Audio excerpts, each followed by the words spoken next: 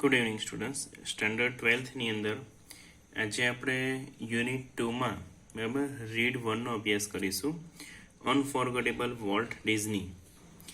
બરાબર, તો આજે અનફોરગેટેબલ વોલ્ટ ડિઝની જે લેસન છે બરાબર કે ભાઈ કદી ભૂલાય નહીં તેવા વોલ્ટ ડિઝની, રોય ડિઝની દ્વારા આ જે લેસન છે તે લખવામાં આવ્યું છે. તે વોલ્ટ ડિઝનીના જે ભાઈ હતા તે. હવે આપણે મિકી માઉસ વિશે આપણે જાણીએ છીએ બરાબર કે ખૂબ જ ફેમસ એવા કાર્ટૂન છે તે. તો એ કાર્ટૂન જે છે તેની શરૂઆત કરનાર જે હતા તે વોલ્ટ ડિઝની હતા બરાબર. અને તેમણે વોલ્ટ ડિઝનીએ એમની લાઈફ દરમિયાન આવું કંઈક નવું સર્જન કરવા માટે ડિઝનીલેન્ડ બરાબર ડિઝનીલેન્ડનું સર્જન તેમણે કર્યું હતું. તો એના માટે એમણે જેટલા પ્રયત્નો કર્યા હતા બરાબર કે કેટલો બધો સંઘર્ષ કર્યો હતો તે બધું જ આ લેસનની અંદર દર્શાવવામાં આવ્યું છે. હવે બીજી વાત કરીએ તો આ લેસન જે છે તે યુનિટ 1ના કમ્પેરિઝનમાં થોડોક હાર્ડ લેસન છે. એની અંદર ઘણા બધા નવા શબ્દો છે, એટલે આ ખાસ વ્યવસ્થિત ધ્યાન આપીને સમજજો બરાબર. તો આપણે સ્ટાર્ટ કરીએ બરાબર. મેં તમને કહ્યું કે રોય ડિઝની દ્વારા આ લેસન જે છે તે લખવામાં આવ્યું છે અને તેઓ જ વોલ્ટ ડિઝની વિશે આપણે બધી ઇન્ફોર્મેશન આપી રહ્યા છે.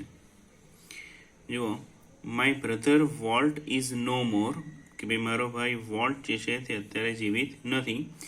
Yet his influence lingers like a living presence over the studio.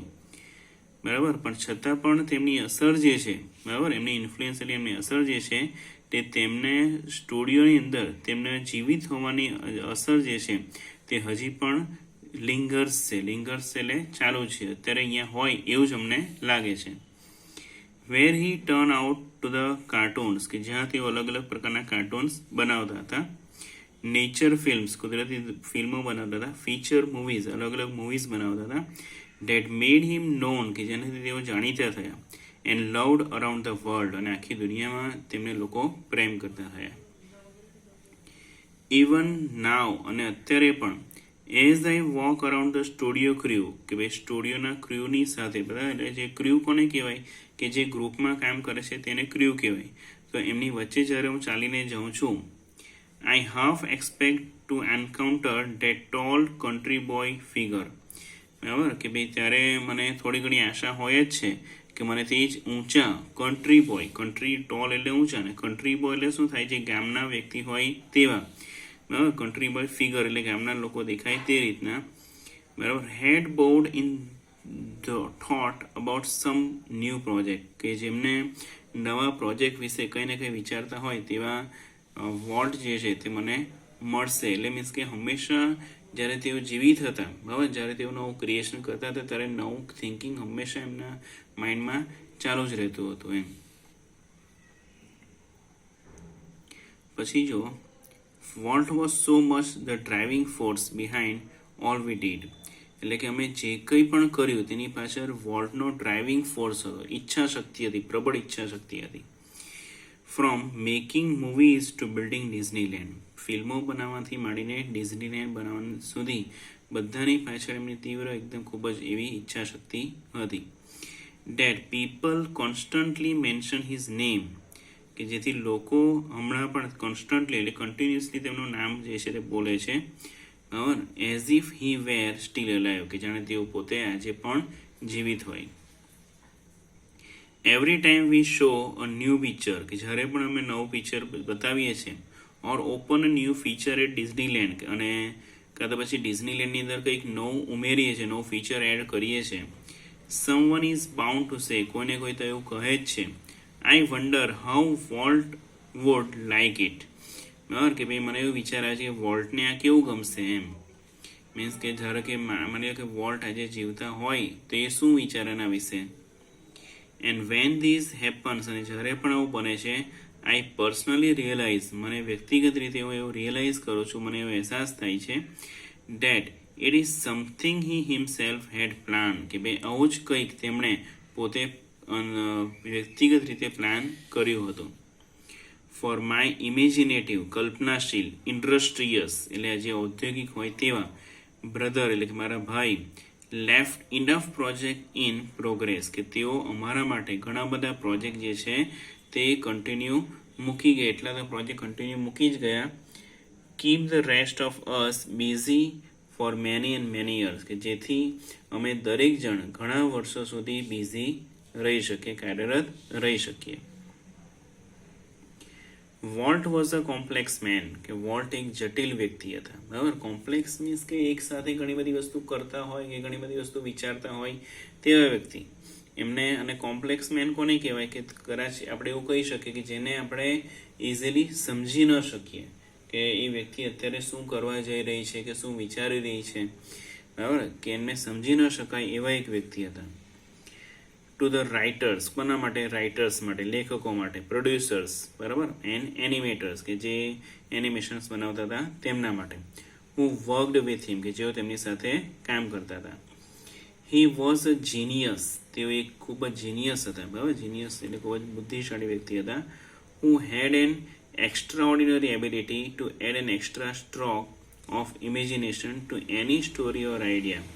બરાબર, કે તે એક એવા જીનિયસ હતા કે તેમનામાં કંઈક એક્સ્ટ્રાઓર્ડિનરી એટલે કે અસામાન્ય એવી ક્ષમતા હતી કે જેથી તેઓ કંઈક એક્સ્ટ્રા ઉમેરી શકતા હતા. બરાબર, કંઈક નવો કંઈક મુદ્દો હોય તે વાર્તાની અંદર ઉમેરી લેતા હતા પોતાની કલ્પના શક્તિ દ્વારા, કે જેનાથી કોઈ પણ સ્ટોરી કે આઈડિયા, વિચાર કે વાર્તા જે છે તે ખૂબ જ સારી બની જતી હતી. To the millions of people who watched his TV show, એવા લાખો લોકો કે જેમણે તેમના ટીવી શો જોયા હતા. He was a warm kindly personality, કે તે હુંફાળી બરાબર અને એકદમ દયાળુ હોય એવું વ્યક્તિત્વ તેમનું હતું. Bringing fun and pleasure into their homes, અને એ વ્યક્તિ એવા હતા કે તેમના ઘરની અંદર તેઓ ફન અને પ્લેઝર, આનંદ અને ઉત્સાહ લાવતા હતા. ટુ ધ બેન્કર્સ હુ ફિનાન્સ્ડ અસ, અને એ બેન્કર્સ, બરાબર, એ બેન્કો કે જેમને એમને પૈસા આપ્યા હતા, ફાઇનાન્સ કર્યું હતું, બરાબર, નાણાં ધીર્યા હતા.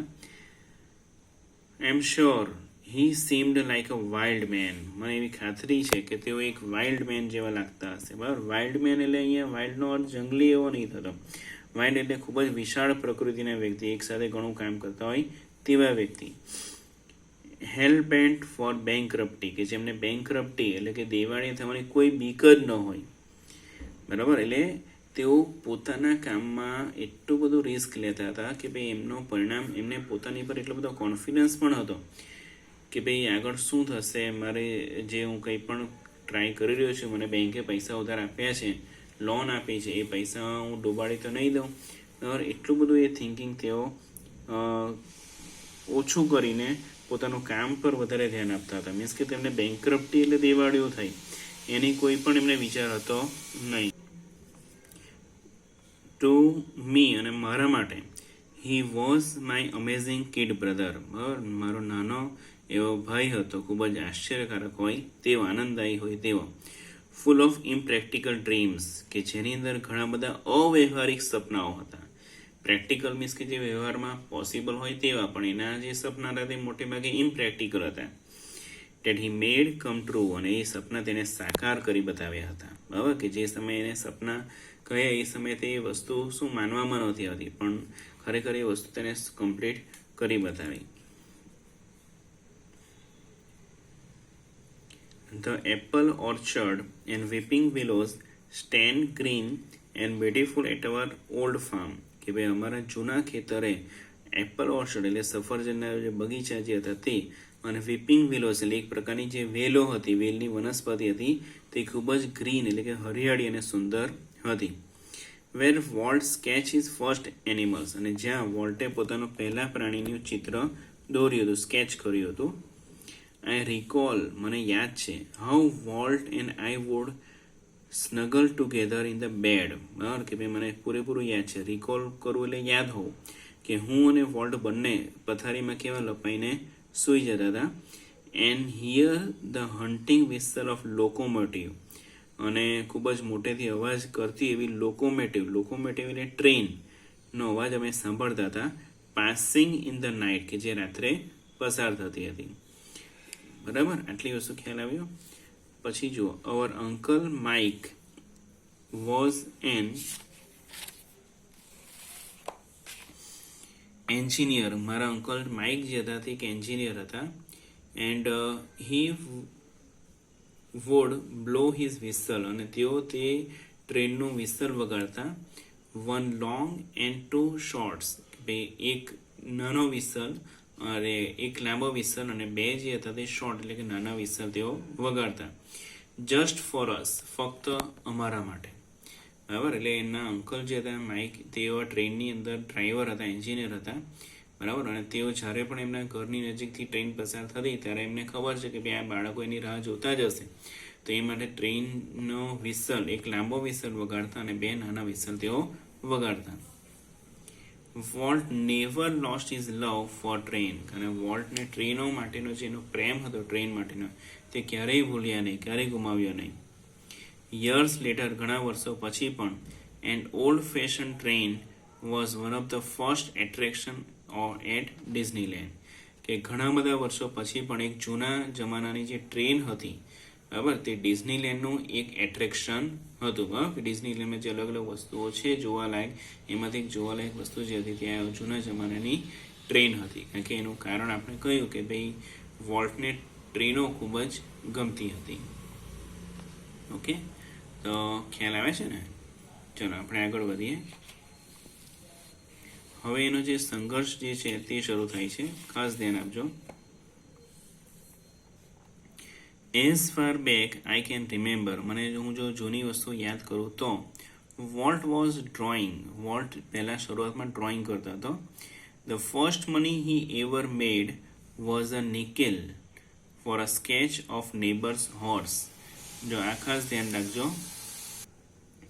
કે જો અહીંયા શું લખ્યું છે કે the first money he ever made was a nickel for a sketch of a neighbours horse, કે જે સૌથી પહેલાં એણે જે પૈસા કમાયા હતા તે કેવી રીતે કમાયા હતા, તે કે પડોશીના ઘોડાનો સ્કેચ બનાવીને. હા, તેણે પહેલી વાર નિકેલ એટલે જે પૈસો જેને કહેવાય, ડોલરથી પણ નાના રૂપિયા જે હોય એ તે કમાયો હતો. હી સ્ટડીડ કાર્ટૂનિંગ ઇન શિકાગો, તેણે શિકાગોની અંદર કાર્ટૂનિંગ શીખ્યો હતો, એનો અભ્યાસ કર્યો હતો. And then started a little animated cartoon company in Kansas City that flopped, અને પછી ત્યારબાદ તેણે એક નાની અમથી એનિમેટેડ કાર્ટૂન કંપનીની શરૂઆત કરી હતી કેનસ શહેરની અંદર, પણ જે ફ્લોપ ગઈ હતી, એ ચાલી હતી નહીં. I was in Los Angeles when Walt, just 21, decided to try his luck in Hollywood. બરાબર, કે હું એ વખતે લોસ એન્જલિસમાં હતો કે જ્યારે વોલ્ટ ફક્ત જ્યારે 21 વર્ષનો જ હતો, તેણે એને ડિસાઇડ કર્યું કે ભાઈ હું હોલિવૂડની અંદર મારું નસીબ અજમાવીશ. I met him at a station, હું તેને સ્ટેશન પર મળ્યો. He was carrying a cheap suitcase that contain all of his belongings. જો સમજો બરાબર કે ત્યારે જ્યારે સ્ટેશન પર મળ્યો ત્યારે એની પાસે એક સસ્તી એવી સુટકેસ હતી નાની એમથી, કે જેની અંદર તેનો બધો જ સામાન આવી જતો હતો. મીન્સ કે એની જરૂર પૂરતો એટલો બધો જ સામાન એની પાસે આવી જતો હતો. બરાબર, એને એ સુટકેસથી વધારે એને બીજું કંઈ પણ વસ્તુ જોઈતી હતી નહીં. બરાબર, તમે જ વિચાર કરો કે ભાઈ આજે કશે આપણે બહાર પણ ફરવા માટે બી જવાના હોય તો કેટલા મોટા થેલા તૈયાર કરી દઈએ છે, પણ એની પાસે બધો જ સામાન એને એક નાની એમથી સુટકેસમાં જ હતો કે ભાઈ મારે કાર્ટૂન બનાવવા માટે જેટલું જોઈએ એટલી વસ્તુ આની અંદર છે, બીજી કોઈ વસ્તુની એની જરૂર દેખાતી હતી નહીં. પછી જો વી બોરોડ $500 ફ્રોમ એન અંકલ, તેમણે એક અંકલ પાસેથી $500 ઉછીના લીધા હતા. બરાબર, બોરો કરવું એટલે ઉછીનું લેવું, ઉધાર લેવું. And Walt started a cartoon series called Alice in Wonderland, અને ત્યારબાદ વોલ્ટે એલિસ ઇન વન્ડરલેન્ડ નામનું કાર્ટૂન શરૂ કર્યું હતું. ઇટ વોઝ ટફ ગોઈંગ, અને તે વ્યવસ્થિત રીતે ચાલતું હતું નહીં. Volt did the all the animation, બરાબર, વોલ્ટ બધું જ એનિમેશન જાતે કરતો હતો. And I cracked old fashion camera, અને હું ફક્ત જૂના પ્રકારનો જે કેમેરા હતો તેની સાથે કામ કરતો હતો. પછી જો the Alice cartoon didn't make much of a splash, જો આ જે વાક્ય છે ને, Alice cartoon didn't make much of a splash, એટલે શું થાય કે તે સારું કામ કર્યું નહીં. બરાબર, બહુ સારી ચાલી રહી, કોઈ પ્રસિદ્ધિ ન મળી. So Walt started a new series called Oswald the rabbit, અને તેથી વોલ્ટે નવી સિરીઝ શરૂ કરી. શું નામ હતું એનું? ઓસ્વાલ્ડ ધ રેબિટ. બરાબર. ઓસ્વાલ્ડ ડીડ બેટર. ઓસ્વાલ્ડે પહેલા કાર્ટૂન કરતાં ઘણું સારું પરફોર્મન્સ કર્યું. But when volt went to our New York distributor, પણ જ્યારે વોલ્ટ ન્યુયોર્કની અંદર તેમના ડિસ્ટ્રીબ્યુટર પાસે ગયા ફોર મોર મની, વધારે એમને જે પૈસા આગળ સિરિયલ ચલાવવા માટે જોઈતા હતા, કાર્ટૂન ચલાવવા માટે, એના માટે હી રેન ઇન ટુ ટ્રબલ, ત્યારે તેઓ એમને એક મુસીબતનો સામનો તેમને કરવો પડ્યો. બરાબર. What kind of a deal did you make kid, I asked. અને જ્યારે તેઓ ન્યુયોર્ક જઈને પાછા આવ્યા ત્યારે મીન્સ કે લેખકે મીન્સ કે એમના ભાઈએ તેમને આ ક્વેશ્ચન કર્યો કે ભાઈ તે શું ડીલ કરીને આવ્યું હતું એમ. તો જો તેઓ શું કહે છે, વી હેવન્ટ ગોટ અ ડીલ, કે ભાઈ આપણે ડીલ મળી જ નહીં. વોલ્ટ એડમિટેડ, એમણે સ્વીકાર્યું. ધ ડિસ્ટ્રીબ્યુટર કોપીરાઇટેડ ઓસ્વાલ્ડ, કે ડિસ્ટ્રીબ્યુટરે શું કર્યું કે ઓસ્વાલ્ડને કોપીરાઇટ કરી લીધો, એના હક જે બધા હતા તે ખરીદી લીધા. And he is taking over the series himself, અને એ સિરીઝ જે છે, સિરિયલ જે છે, હવે તેઓ જાતે જ ચલાવશે. બરાબર. એટલે ફક્ત એક આઈડિયા જે છે તે જ વોલ્ટનો લઈ લીધો,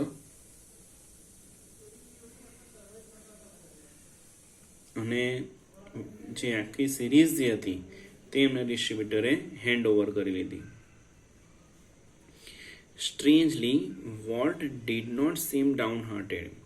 આટલું થયું છતાં પણ વોલ્ટ જે હતા તે ડાઉન હાર્ટ ન થયા. બરાબર. ડાઉન હાર્ટ એટલો અર્થ શું થાય કે નિરાશ ન થયા, ઉદાસ ન થયા.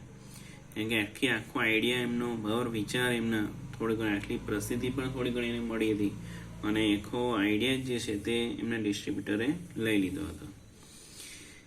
We are going to start a new series. કંઈ વાંધો નહીં કે આપણે નવી સિરીઝ શરૂ કરીશું. હી એન્થ્યુઝડ, ઉત્સાહપૂર્વક કહ્યું એમને. બરાબર.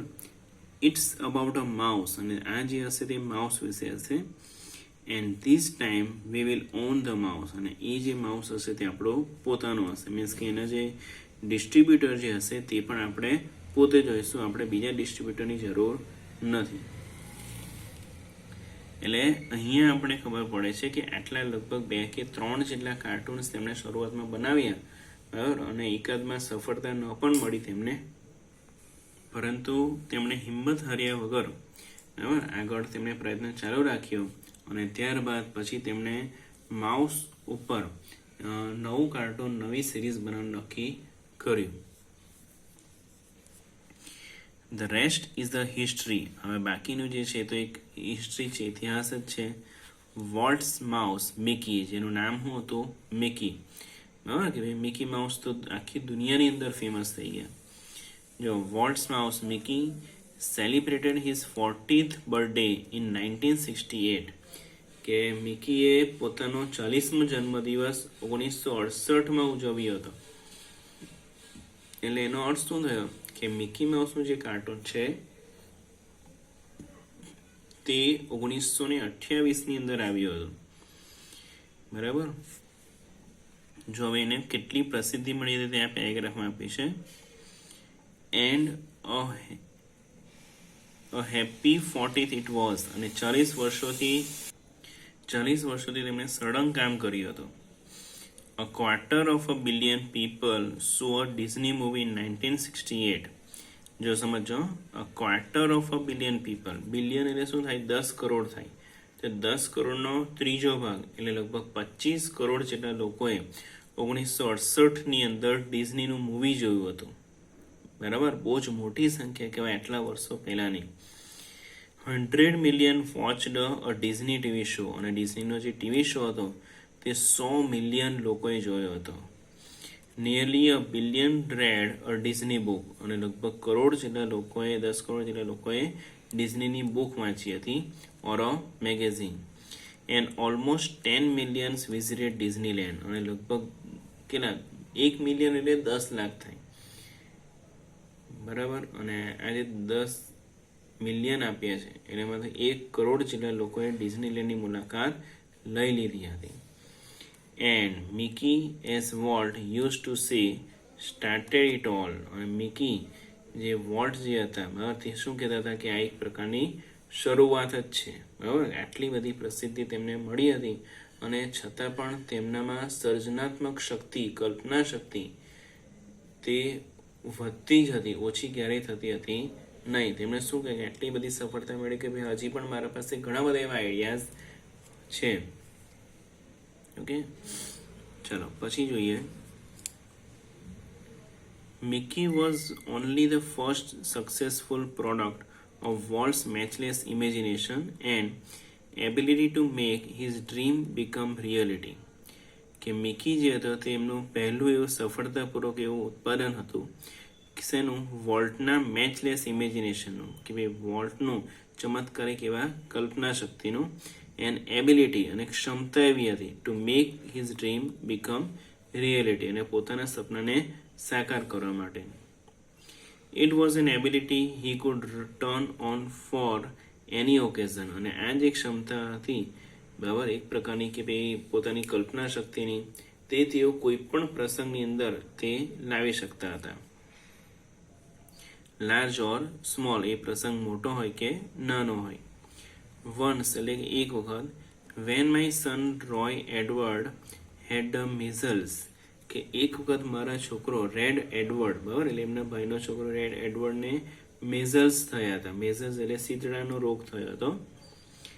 Volt came and told him the story Pinocchio બરાબર, પિનાચો એમને જે નવી જે કાર્ટૂન હતું તે, which he was making at that time કે ભાઈ એ સમયે તેઓ જે કાર્ટૂન પર કામ કરી રહ્યા હતા પિનાચો, એની આખી વાર્તા વોલ્ટે આવીને એમના છોકરાને સંભળાવી.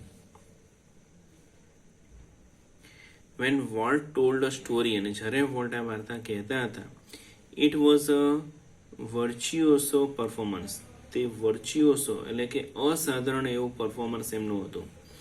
His eyes riveted his listener, બરાબર તેમની આંખો જે છે તે પોતાના સાંભળનારને ક્યારેય છોડતી ન હતી. હિઝ મસ્ટાચ ટ્વિસ્ટેડ એક્સપ્રેસિવલી, તેમની મૂછો જે છે તે પણ વળતી હતી, ટ્વિસ્ટ થતી હતી, અને એક્સપ્રેસિવલી અલગ અલગ પોતાના હાવભાવ સાથે. His eyebrow rose and fell, તેમની આઈબ્રો જે છે તે પણ ઊંચી ઉઠીને નીચે નમતી. And his hands moved with the grace of a musical conductor, અને જાણે પેલા મ્યુઝિકલ કંડક્ટર હોય તેવી રીતે તેમના હાથ ઉપર નીચે થઈ રહ્યા હતા બરાબર.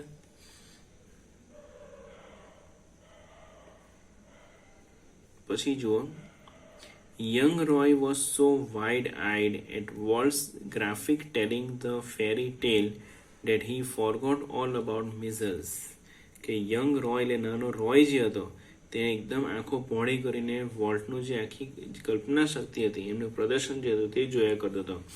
ગ્રાફિક ટેલિંગ ઓફ અ ફેરી ટેલ, જાણે પેલું પરીઓની વાર્તા કહેતા હોય તેવી રીતે એમને વાર્તામાં તેને ઇન્ટરેસ્ટ પડ્યો હતો, અને તેના કારણે શું થયું કે he forgot all about his measles, અને તેને કારણે પોતાનો જે શીતળાનો જે રોગ હતો તેના વિશે તે પૂરેપૂરું ભૂલી જ ગયા.